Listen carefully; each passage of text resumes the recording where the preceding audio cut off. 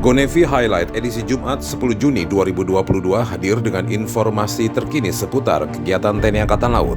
Dan berikut GoNavy Highlight selengkapnya.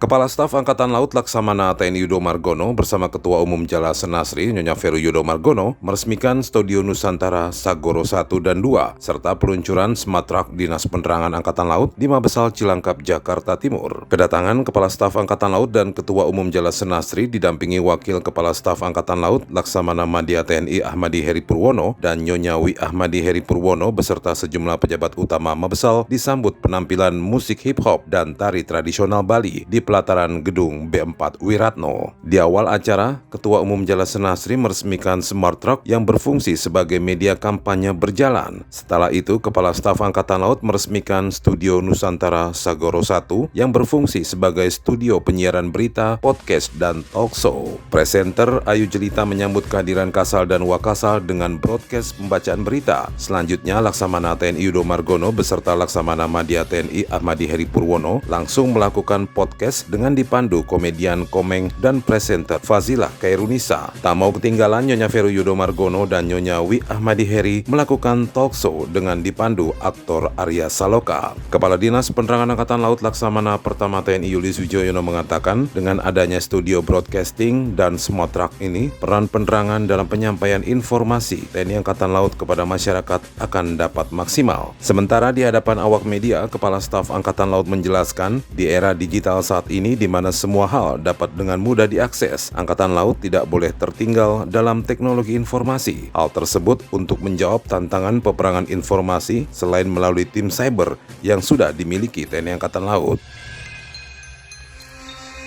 Usai meresmikan Studio Nusantara Sagoro 1 Dinas Penerangan Angkatan Laut, Kepala Staf Angkatan Laut Laksamana TNI Yudo Margono beserta rombongan melanjutkan kegiatannya, yaitu peresmian kolam renang Tirto Sagoro Mabesal dengan dibarengi peresmian kolam Tirto Sagoro 10 Lantamal 13 Tarakan secara visual. Dalam acara tersebut dimeriahkan pula dengan persembahan tarian Dewa Ruci, renang indah, dan perlombaan renang antar satuan kerja di Mabesal. Kepala Staf Angkatan Laut menjelaskan, dibangunnya sarana prasarana khususnya kolam renang yang sengaja dibangun di seluruh jajaran TNI Angkatan Laut ini agar nantinya prajurit-prajurit TNI Angkatan Laut memiliki kualifikasi dalam berenang.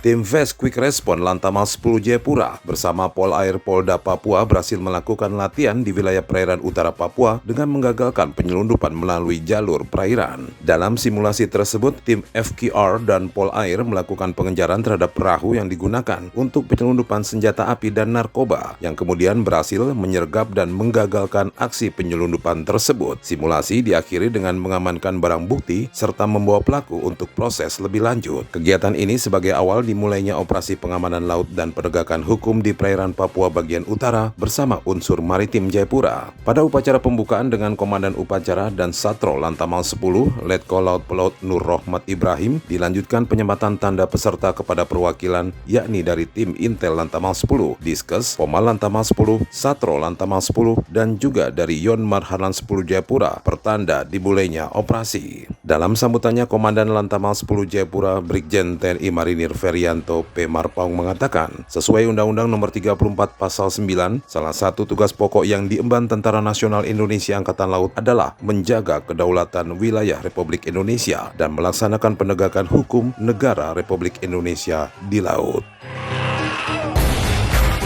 Panglima Komando Armada II Laksamana Muda TNI Iwan Isnurwanto memimpin apel khusus jelang berakhir masa jabatannya sebagai Pangkor Armada II. Apel tersebut diikuti oleh seluruh prajurit dan PNS jajaran Kormada II berlangsung di Dermaga Madura Ujung, Surabaya. Dalam amanatnya, Pangkor Armada II menyampaikan apel khusus kali ini sengaja digelar dalam rangka akan selesainya masa tugas selaku Panglima Kormada II yang terhitung sejak tanggal 5 Mei 2021 hingga tanggal 13 Juni 2022. Jakarta, di mana dirinya akan menyerahkan tugas, wewenang, dan tanggung jawab jabatan melalui upacara serah terima jabatan yang akan dilaksanakan di Jakarta pada 13 Juni 2022. Lebih lanjut, Laksamana Muda TNI Iwan Isnurwanto menjelaskan keberhasilannya dalam menjalankan tugas di Kormada II tidak terlepas dari dukungan dan doa para prajurit serta anggota PNS Kormada II dan berharap kepada segenap prajurit dan PNS Kormada II agar selalu menjaga, memelihara, serta meningkatkan dedikasi, loyalitas,